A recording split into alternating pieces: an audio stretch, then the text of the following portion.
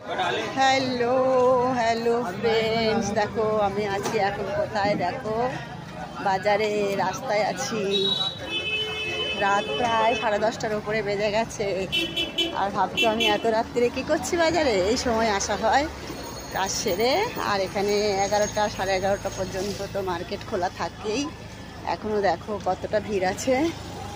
আগেও কিছু দোকান এখনও দেখো, রিক্সাতে তোমাদের দেখাই। দেখো অনেক দোকান খোলা আছে এখনো।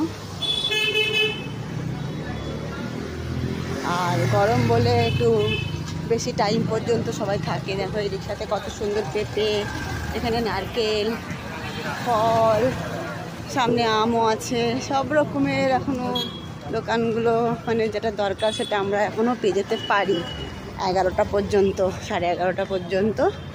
অনেক সময় 12টা পর্যন্ত খোলা থাকে। দেখলে বন্ধুরা, দেখো।